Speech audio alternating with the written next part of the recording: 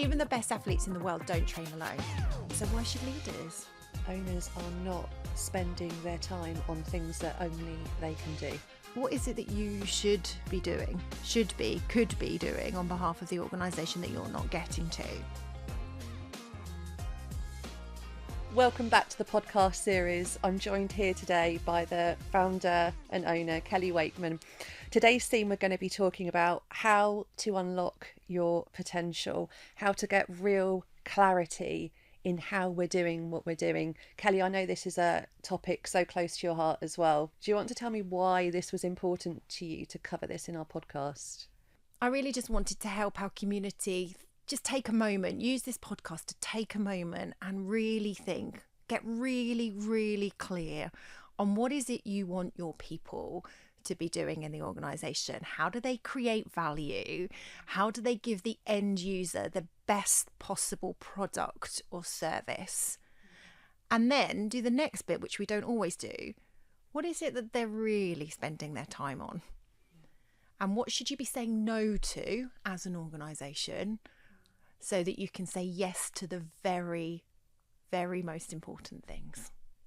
Well, having been there yourself, as a business owner, like you say, it is a fundamental game changer to be able to have clarity in your organisation. Can you share any of your insights in how you've done that for our audience today? I think it came from a moment where my own organisation was feeling a little chaotic, actually. We were growing at speed and I was trying to, what is it they say, build the aeroplane while it's still flying. And so I read this brilliant book by Gary Keller called The One Thing. And I followed the suggestions, which was around getting really clear about what's the one thing Start Inspiring is trying to achieve, and what are the few things then that as a team we needed to do to make sure we could be as successful as possible. And I think in addition to that, it's just discipline. Yeah. So rather than try and start everything, which would have been my previous self, we will start one thing. I won't let go until we do that one thing really well, and then build on that, and then build on that. And rather than, and you know, I've seen it in big corporates as well, where, you know, there's a priority list of 100, and this isn't a fictional number. I worked with one organisation, we had what we used to call the mustard list, the must-do list, and it's like 135 priorities. And we started most of them and finished none of them. And so really disciplined execution and choices. And a lot of the time, you know, owners are not spending their time on things that only they can do. Absolutely. And so, you know, when you're going into organisations and you're helping them, what do you tend to find that they find most challenging about this process?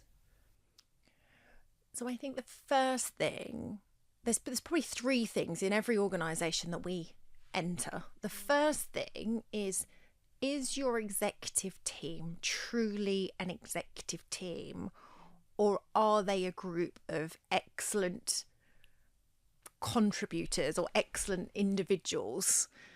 And so that will tell me the answer as to whether are you making choices on behalf of your long-term business plan at an organisational level, or are you in danger of execs doing bits in their own functions that may be serving or not the bigger picture? So many of the exec teams that we start working with, even those that are good teams, are not having the conversations, the debate, and making collective choices that they should and need to be doing for the speed of growth that they desire. I think the second thing then is, once you've got that exec team that can have really healthy debate, healthy conflict, good discussions, making good choices, is getting really, really clear on behalf of the organisation. What are the things that you are going to go after? So, you know, back to the book, The One Thing. What's the one thing you are here to do as an organisation? And what are the few things that you're going to do perhaps next quarter, next year, to really move towards that?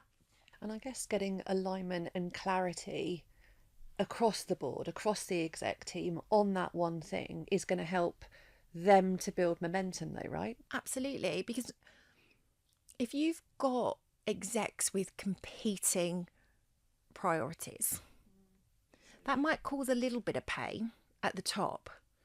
The amount of wasted energy and friction you are causing as a leadership team, if you are not aligned, further down your organisation is dysfunctional.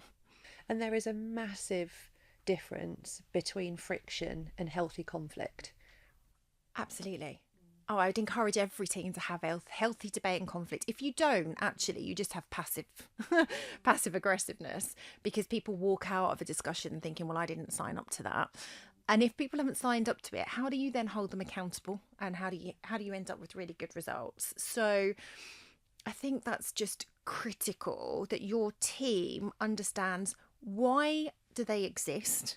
What are they here to do? And how do they know if they're winning or losing on a daily basis? And I guess that's where the communication needs to be crystal clear for this process to work. Yeah. And I think that's probably the third bit. So are your executive team a real team? Have they, on behalf of the business, made the tough choices? And then how good are they at communicating and cascading that so your people can follow fast? Let's be honest, all leaders want to do a brilliant job. Yes. But I think sometimes they underestimate the energy and effort that is needed, to your point, on one thing, which effectively then is the foundation of how they then create and build going forwards. And if that's not right, and that if there's not clarity there, then it must be impossible for it to be able to happen, right?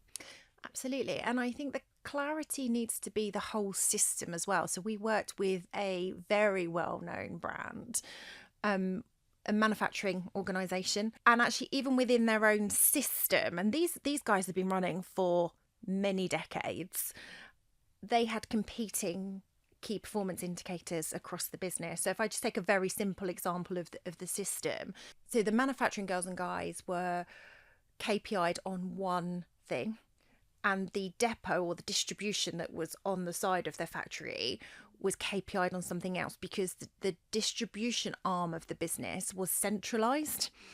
And so those competing objectives meant that they weren't actually servicing the customer in the best possible way, and therefore there was internal friction and internal fighting, because actually the reality was those teams were trying to deliver what they had been asked to deliver. They really cared about their jobs, but actually the system was built in a way where they were always going to compete.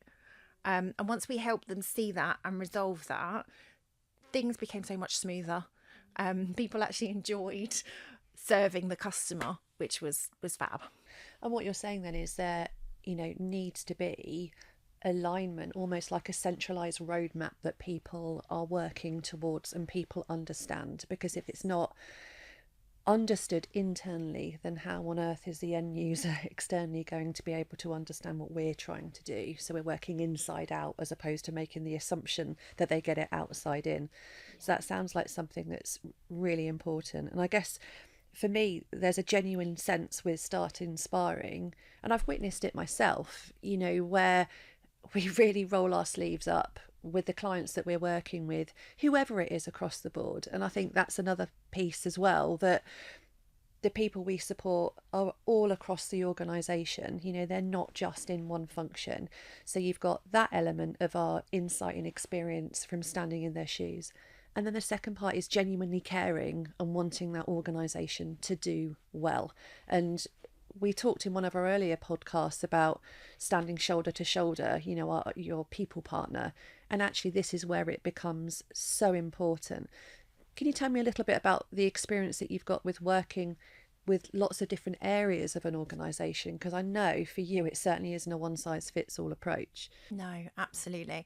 And I think that's because I wholeheartedly believe it is a system, and for an organisation to really unlock its full potential, you have to think about it in a systematic way. I guess we work across the whole exec team, so the CPO, the CMO, the CFO, but because I'm able to sit just on the outside whilst really supporting them, I can look at it as a whole enterprise, a whole system, and help elevate the thinking of the exec team around what are the things only we can do on behalf of the organisation, what choices can only we make on behalf of the organisation that is going to allow it to meet its full potential.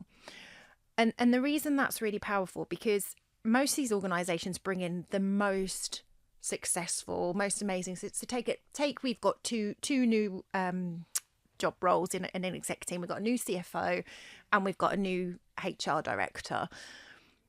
Both will come in with ambitions to do the very best on behalf of that organisation, but often that starts with being the best function that they can be. Now, sometimes that's not the best thing for the bigger piece.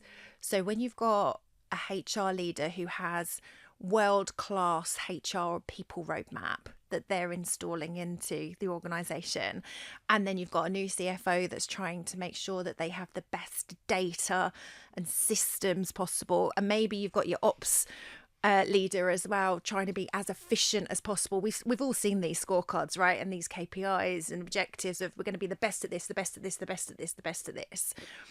Sometimes the best isn't the most important. Sometimes it's best fit for where you are on your journey. Because if all of your areas of your business are trying to elevate performance all at the same time, the reality of that underneath, when you're working in a function where the CFO is trying to create a new dashboard, the HR director's implementing performance management process, the ops director's putting in a new CRM, when all of that lands in one go, it creates confusion, chaos, and it simply slows you down. And so getting that exec team to make the few choices, and I really am talking at that level, 3 to 5 a year, that are going to be the game changers if you do them properly rather than play with them. That really makes a difference. And also for all of them, understanding that they're all a piece of that puzzle. Yes. Everything that they do matters. Yes. And what you're talking about there is people having clarity in expectations of what other people have to deliver, and then understanding when those different modes of energy need to move forward, build momentum, and actually other times when they need to stand shoulder to shoulder and support their colleagues in a different way. And I think the less is more becomes even more important, and the chaos to clarity is then how they then show up, how they then work with one another. Exactly. And if I think about my own responsibility previously as a chief people officer, maybe that quarter, in service of the priorities, the best thing I can do is nothing for my own function. And what I mean by that is hold back on the people agenda, because a new something isn't as important as the new CRM system going in. And so actually the best value I can create for the business is going over into the ops area and supporting them to land that CRM. Now, I can still use me and my team's specialisms in training, coaching, checking. But actually, if that's the most important thing for the business, then that's where our focus should be too. Such, for me, a powerful position to be able to be in. I guess from one almost taking an aerial view of everything that's currently happening and being able to see through a different lens, to be able to share that insight with people so that, to your point, their energies are actually all moving together at the same time, as opposed to diluting the energies by trying to do too much too soon. And you and I have had so many conversations where, we've said, we need to remind ourselves less is more.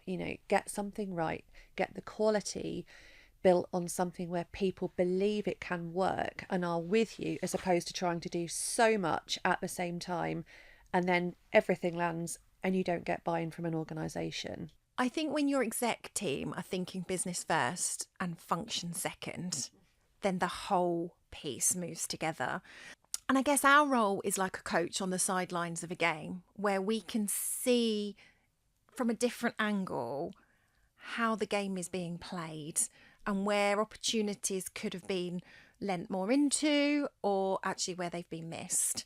And so that's the kind of unique perspective that we're able to bring to the team.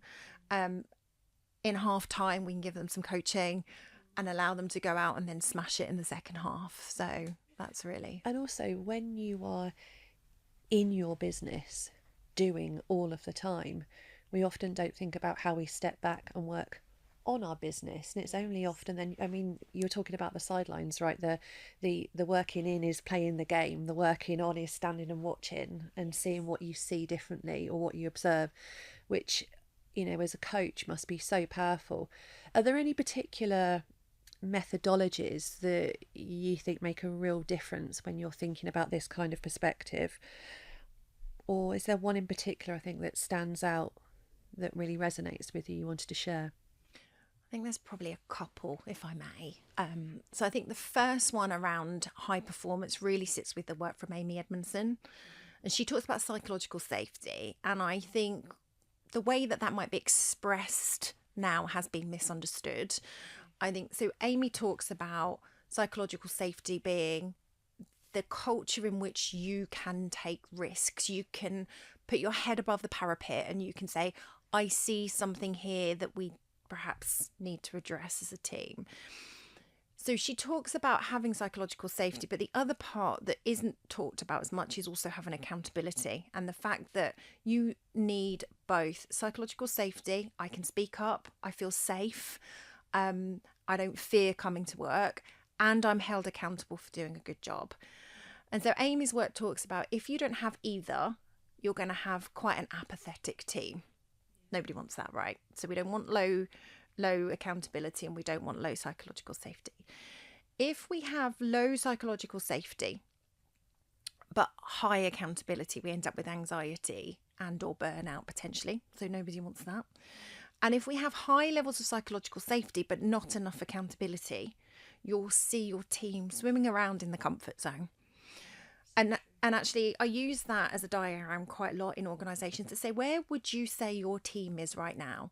And actually, I would say 90% of the organisations we work in, they have half their team in comfort and half their team in anxiety or burnout, which is great, isn't it? Because then you just need to move some of that burnout and that stress from that group over to the comfort group, and make sure that everybody is hitting their peak performance. So I think that's the first one. And then the second one I really like is a book called Traction by Gino Wickman. And he has some very simplistic, usable tools to help a high growth scale up business get clarity and focus on the right stuff. I think often when we're working with organisations, the first thing, and we've spoken about this, the first thing that we're noticing is the person that needs to drive and change is often the founder or the owner. And if you look at most organisations, especially startups, the person that is running round like a headless chicken, wanting to make everything work for everybody, is the one that needs the most help. And so when you talk about clarity on something and you talk about someone's energy, you know, they're not just in the business, they're doing everything. They're wearing so many different hats. And I often see one of the hardest things for people to do is stop, is just stop and listen to what someone else is seeing. And often it isn't changing immediately what they do, it's actually having the ability to stop. And it becomes almost a habit of working. I'm going to work harder, I'm going to do longer hours, I'm going to be available because that's what my teams need. And it's this trajectory of more and more and more and more. But what I think what you're saying is, you know, that one, it's not sustainable. And secondly, if they're in burnout mode, then behaviour breeds behaviour. And so if they're not the best version of themselves in their organisation, you can never expect your team or people working around you to be more empowered, more energised and more motivated than you as a leader. So it's something that, you know, I know we've talked about this, but is a blind spot often for some of the owners that we're working with, that sometimes we're the ones pointing that out. And that's a tough conversation, right? It is a tough conversation, but also we've done the same thing. So I think we can talk with real empathy and support. I mean, all of the execs I coach, they feel very comfortable sharing warts and all with us. I think we build such trusting relationships that they've got someone on their side with them that understands. So I'm not here preaching that we have learned this stuff in an easy way. We've learned it because we've done it wrong ourselves, or we've learned by being that busy fool. And so yeah, anyone that's a founder that's feeling overwhelmed, tired, exhausted, I would say, hey, take a little look in the mirror. And is it time for you to stop, to think, work out where you add the most value? What is it that you should be doing, could be doing on behalf of the organisation that you're not getting to? I do a lovely exercise. It's really simple. Some of the simple stuff is the best. I do a really lovely exercise where I get leaders to think about all the things that are stopping them getting to those most important things. And they write a list. And so anyone listening to this, they can do it. Left hand side of your paper, write a list of all the things that are getting in your way of getting to the stuff that you can do that adds the most value on behalf of the organisation, or you should be doing. Write that list and then write next to it who should be doing it in your organisation. Now that might be you don't have someone at the minute, so that will be blank, or there'll be a name there. And then systematically go through that list and go, right, why is it so and so should be doing that and I'm not giving it to them? So what's stopping you giving it to that individual? And then set yourself a task within the next week to hand that piece of work over to someone else, and make sure that, you might have to do it with them for the first couple of times to feel comfortable. But is it you and your control holding on to it? Or is there someone in the organisation that you don't trust, or isn't capable, or is capable and you're just not giving it to them? It'll be one of those. Where there is a gap, that's a recruitment gap. So what must you do to fill that? And I would suggest kind of write that list and then tackle the stuff that takes most of your time. Get rid of that first, so that you create space for you to do the thinking, the reflecting, the what's really going on in my organisation. And I think the best example of seeing this in real life actually is when you're in a restaurant. When you're in a restaurant and the manager is running around like a headless chicken, normally the waiters and waitresses aren't doing very much. I'm sure everyone's like, yeah, you're watching from the table. They're not really doing much, but this one individual is running around collecting the plates, taking the orders, getting the payments, and everyone else is waiting around. And that's the best visual representation, I think, of when you're not being a proper leader, when you're not leading your team so that they're being successful. When you see a restaurant manager, who is leading their team, they literally walk around the restaurant. They're checking in on the customers. They're having a bit of a giggle. They're making sure the team feel upbeat, and everything looks calm and under control. Yeah, like almost like gliding round. Gliding. Yeah. And so I think that, which are you? Are you a restaurant that's, high end and really in control? Or are you a bit chaotic? And if so, what's your part that you're playing? So effectively what you're saying then, Start Inspiring, almost feels like it's a PT for your leadership team.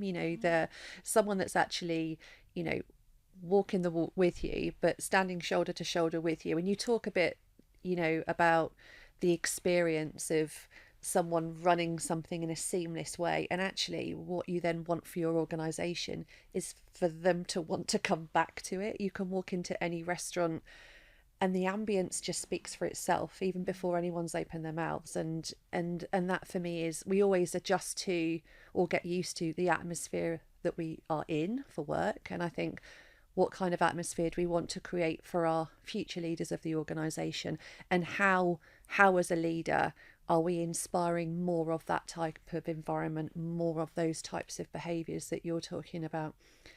So if there's one thing that you think would be a really useful takeaway on this particular topic, Kelly, what would that be?